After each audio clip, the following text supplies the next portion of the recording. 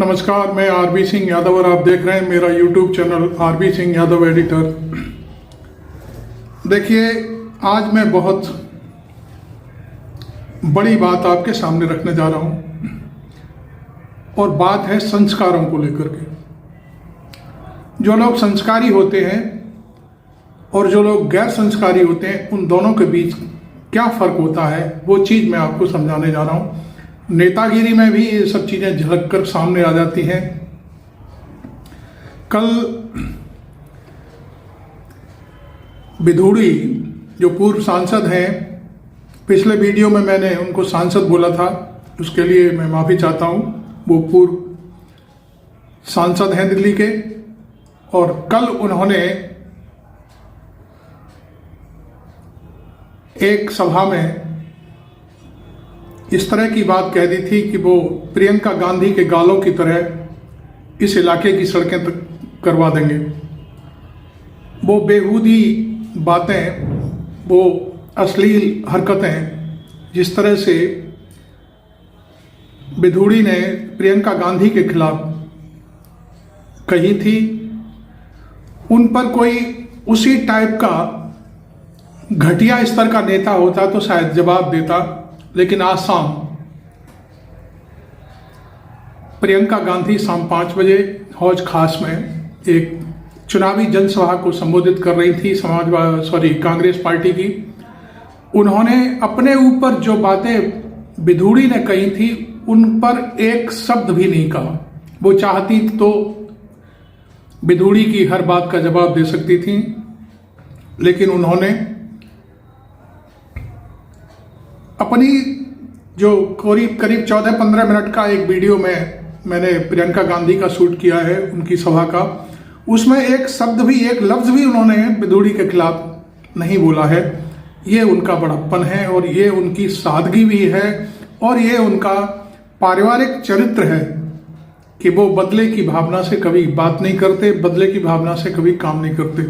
तो आपने मेरा चैनल अभी तक सब्सक्राइब नहीं किया हो और आप नए हैं तो आप मेरे चैनल को सब्सक्राइब जरूर कर लें। देखिए, सब्सक्राइब करने का कोई पैसा आपसे नहीं लिया जाता। हाँ, इतना जरूर है कि जब आप सब्सक्राइब कर लेते हैं तो मैं जो भी वीडियो डालूंगा वो सबसे पहले आपके पास पहुंचेगा, एक बड़ी बात।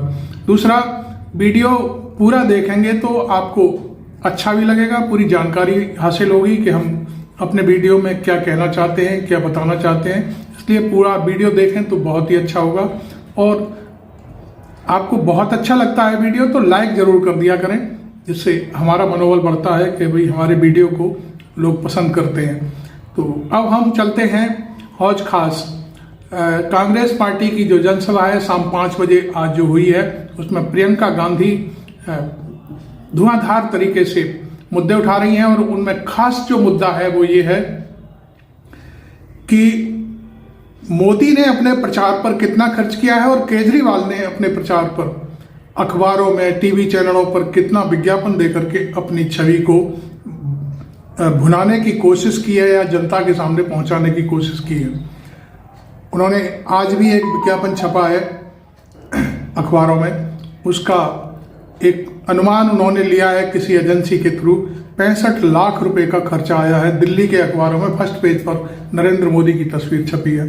तो वो चीज़ हम आपको प्रियंका गांधी के भाषण में सुनवाएंगे, वो आप सुनिए पहले, और फिर हम दोबारा से आपके सामने आते हैं। पहले प्रियंका गांधी जी को सुन लीजिए हौज खास में जनसभा के साथ। उनके, हाँ, एक बात और बता दूं, उनकी सभा में प्रत्याशी भी हैं और उनके भाई राहुल गांधी भी बगल में बैठे हुए हैं और वो उनसे शायद एक टिप्पणी कर रहे हैं कि प्रियंका मुस्कुराते हुए भाषण दिया करो।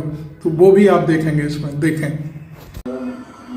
दोनों लोग सिर्फ लीपापोती करके आपको एक अलग सा चित्र दिखाना चाहते हैं।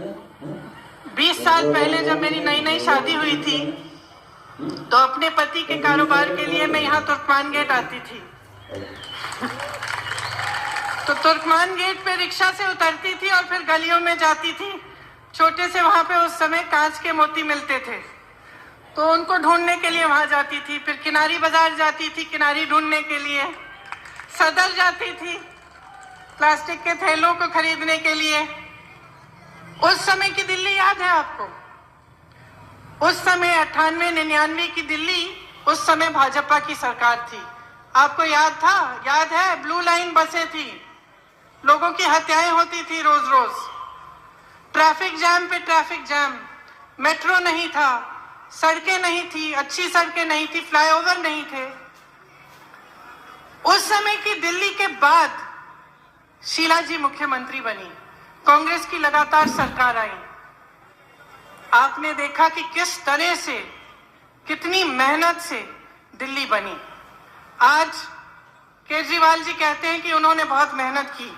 सच्चाई तो यह है कि शीला जी के जो विकास का मॉडल था, उस पर इन्होंने अपनी मॉडलिंग कर ली। अपनी वेबसाइट पे आपके घर की घंटी बजाकर मॉडलिंग कर रहे हैं, लेकिन असली इमारत तो शीला जी ने खड़ी की थी। ये कहते हैं, केजरीवाल जी कहते हैं कि हमारा मूल्यांकन हमारे काम से करिए। तो आज मैंने एक रिपोर्ट कार्ड बनवाया, पढ़ के सुनाती हूँ। छोटे छोटे बच्चे होते थे तो बहुत रिपोर्ट पढ़नी पड़ती थी, आज मैं इनकी रिपोर्ट पढ़ के सुनाती हूँ। देखिए, कांग्रेस की सरकार ने 36 स्कूल बनाए अपने शासनकाल में। हर साल 36 स्कूल। आम आदमी पार्टी ने हर साल 6 स्कूल। कांग्रेस पार्टी ने 10 कॉलेज बनाए, आम आदमी पार्टी ने 0। 4 विश्वविद्यालय बनाए कांग्रेस ने, आम आदमी पार्टी ने 0। 21 अस्पताल बनाए कांग्रेस पार्टी ने, आम आदमी पार्टी ने 0। 22,000 अस्पताल के बेड कांग्रेस पार्टी ने बनवाए, आम आदमी पार्टी ने 3,000। कांग्रेस पार्टी के शासन में 602 मोहल्ला क्लिनिक होते थे, जिनका नाम उस समय मेडिकल डिस्पेंसरी होता था। अब इन्होंने नाम बदल दिया, मोहल्ला क्लिनिक बना दिया, लेकिन इनके शासनकाल में सिर्फ 190 नई क्लिनिक बनी हैं। सड़कें की बात करिए, कांग्रेस पार्टी ने 5,000 किलोमीटर से ज्यादा नई सड़कें बनाई दिल्ली में। आम आदमी पार्टी ने कितनी बनाई? 0। कांग्रेस पार्टी ने 6,500 बस नई लगवाई, आम आदमी पार्टी ने 3,800। मेट्रो किसने बनाई? सिर्फ चौथा फेज बचा था, 3 साल से इसका डिले हुआ है, 3 सालों से कुछ काम नहीं हुआ उसमें। फ्लाईओवर कांग्रेस पार्टी ने 78 फ्लाईओवर बनाए, और 12 जो अभी बन रहे हैं वो कांग्रेस के शासनकाल में ही शुरू किए गए थे, वो भी नहीं कराया। तो आप समझ सकते हैं कि जिसने मेहनत की आपके लिए, कांग्रेस पार्टी ने, शीला दीक्षित जी ने, तो किस तरह की मेहनत की, कितना काम किया, कितना विकास हुआ दिल्ली का उनके शासनकाल में।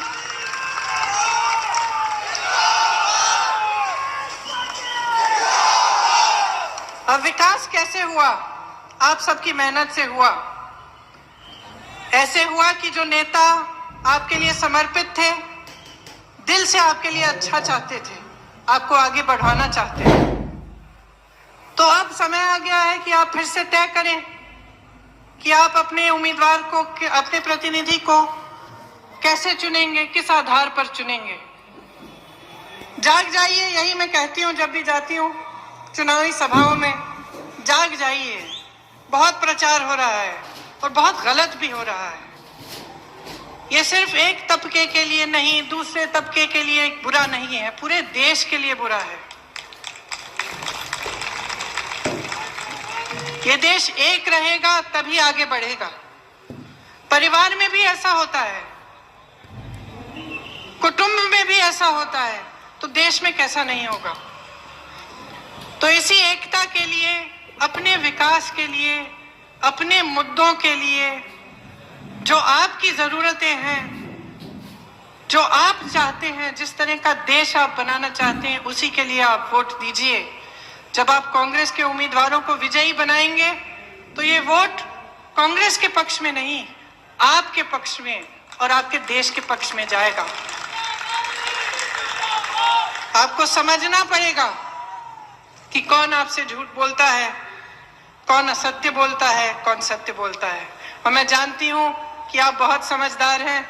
कल की सभा में भी बोला, दिल्ली के लोग हैं, नेताओं को अच्छी तरह जानते हैं आप हंस रहे मीडिया वाले, आप तो और भी अच्छी तरह जानते हैं, दिखाते नहीं हैं बस। देखिए, दिल्ली देश का दिल है। यहाँ देश भर से, देश के कोने कोने से लोग आते हैं। कोई काम ढूंढने आता है, कोई अपना काम लेकर आता है। आपने हमारी आजादी की लड़ाई लड़ी, हमारा संविधान बनाया, आप ही की मेहनत से ये देश बना है, इसकी नींव डली और ये मजबूत बना। ये एक बगीचा है और आप इसके बागबान हैं। इस बगीचे में हर तरह के फूल खिलते हैं। लेकिन आज एक ऐसी सरकार है, भाजपा के ऐसे नेता हैं जो इस बगीचे को उजाड़ना चाहते हैं, इसके फल तोड़कर इसे नष्ट करना चाहते हैं, इसे तहस नहस करना चाहते हैं। इनकी जो नीतियां हैं उससे ये देश आगे नहीं बढ़ सकता। गुमराह करने वाली नीतियां हैं, जो सही मुद्दे हैं उनके बारे में बात नहीं करते, फूट फैलाना चाहते हैं। और मैंने अपनी आंखों से देखा, यहां से कुछ ही किलोमीटर दूर उत्तर प्रदेश में, मेरठ में, बिजनौर में, मुजफ्फरनगर में, अपनी आंखों से मैंने देखा कि जब इस बगीचे को उजाड़ने की कोशिश होती है तो कितना दुख पहुंचता है मासूम लोगों पर, कितनी चोट पहुंचती है। भैया जी कह रहे हैं मुस्कुराओ।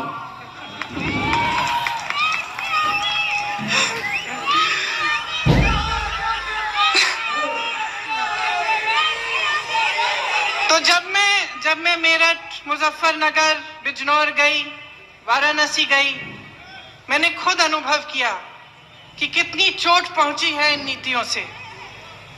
बिजनौर के एक मासूम लड़के को, जब वो अपने घर के बाहर खड़ा था अपने पिता के साथ, दूध लेने जा रहा था, उसको गोली मारी गई। हम सबको ले गए दिखाने के लिए। सड़क पे उसका खून अभी भी नम था, उसमें नमिश थी। मेरठ में गई, तमाम परिवार उजड़े हुए हैं। मुजफ्फरनगर में एक लड़की की शादी थी, रुकैया बेगम की शादी थी।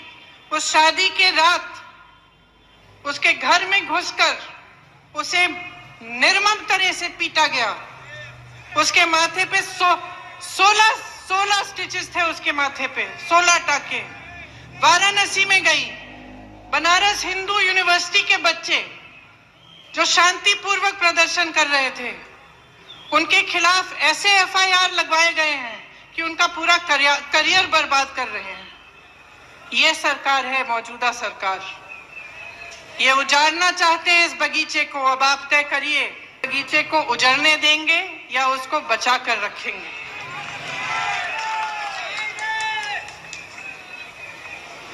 ये संविधान को नष्ट करना चाहते हैं, हिंसक बातें करते हैं, और जैसे जैसे चुनाव पास आता है तो ये बातें बढ़ती हैं।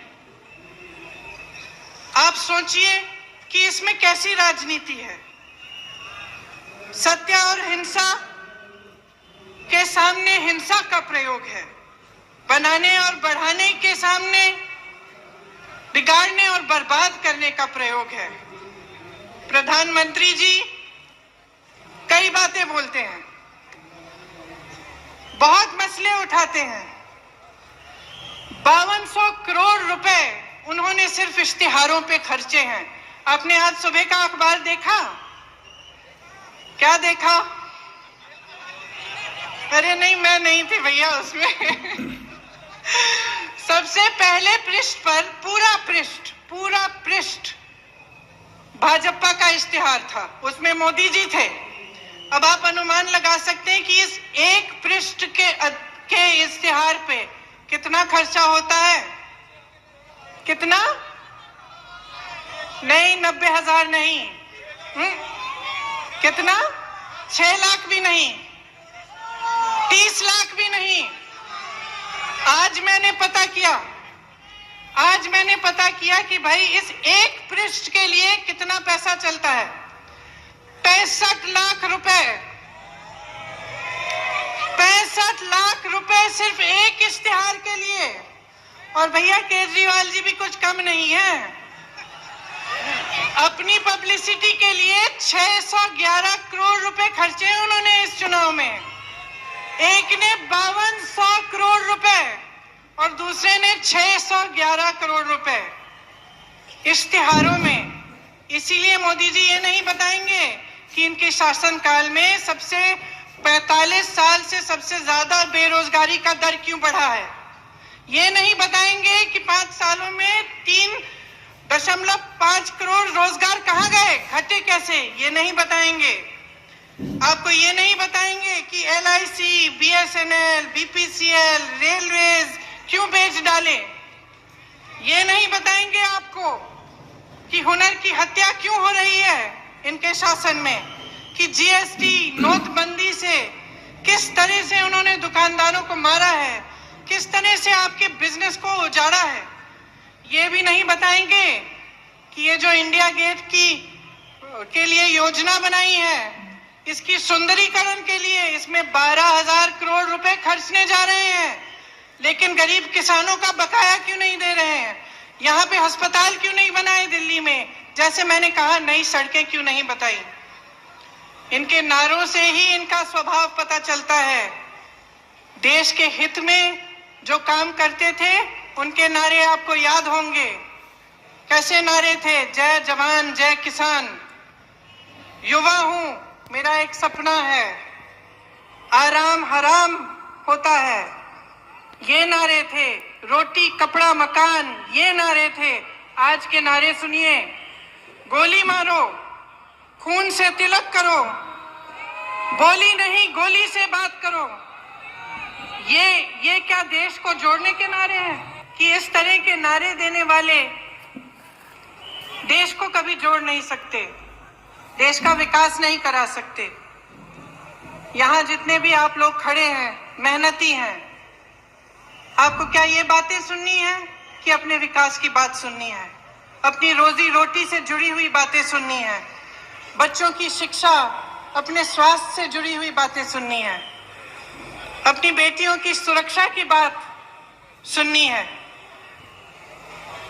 जब आप ऑटो चलाते हैं, रिक्शा चलाते हैं, आप काम के लिए निकलते हैं, आप ये जानना चाहते हैं कि आपको कहीं कोई रोक कर आपका शोषण करेगा, लाइसेंस के लिए या किसी और चीज के लिए आपका शोषण किया जाएगा। ये सब बातें आप जानना चाहते हैं कि आपकी सुरक्षा कैसे होगी, आपके लिए सुविधा कैसे बनेगी। ये बातें तो ये लोग करते नहीं है, चाहे मुख्यमंत्री जी हो चाहे प्रधानमंत्री जी हो। दोनों लोगों प्रचार के भूखे हैं। दोनों लोग सिर्फ लीपापोती करके आपको एक अलग सा चित्र दिखाना चाहते हैं। इनका मॉडल कुछ और था, शीला जी का मॉडल कुछ और था। 20 साल पहले जब मेरी नई नई शादी हुई थी तो अपने पति के कारोबार के लिए मैं यहाँ तुर्कमान गेट आती थी। आपने देखा प्रियंका गांधी ने अपने भाषण में दिल्ली का एक रिपोर्ट कार्ड तैयार कराया है। रिपोर्ट कार्ड आप जानते हैं क्या होता है? रिपोर्ट कार्ड ये होता है कि भाई आपने क्या किया और आपने क्या किया, दोनों का एक पैरेलल अध्ययन होता है। तो उन्होंने शीला दीक्षित का रिपोर्ट कार्ड और केजरीवाल के लिए 10 सालों का रिपोर्ट कार्ड, उनका 15 साल का, उसमें पूरी पोल खुल के सामने आ गई है कि केजरीवाल ने क्या किया है और शीला दीक्षित ने क्या किया है। जो कुछ भी चीजें, जो मॉडल थे शीला दीक्षित के, आपने देखा सुना होगा, केजरीवाल ने वही मॉडल को उन पर अपना नाम लिख करके उन्हें लागू कर दिया कि हमने काम किया, जबकि वो सारा का सारा काम शीला दीक्षित का था। खैर, मैं चूंकि प्रियंका गांधी ने बहुत कुछ बोल दिया दिल्ली के ऊपर, इस समय चुनाव चल रहा है। हालांकि चुनाव की घोषणा नहीं हुई है, चुनावी रैलियां शुरू हो गई हैं, प्रत्याशी घोषित हो गए हैं। चुनाव कभी भी घोषित हो सकता है। इससे पहले हर पार्टी जोर लगा रही है कि हमारा रिपोर्ट क्या है, उनका रिपोर्ट क्या है, रिपोर्ट कार्ड क्या है। ये सारी चीज़ें आपने सुन ली, तो चाहे तो आप वीडियो लाइक कर सकते हैं और चैनल को सब्सक्राइब कर लें। Thank you very much. मैं आरवी सिंह यादव।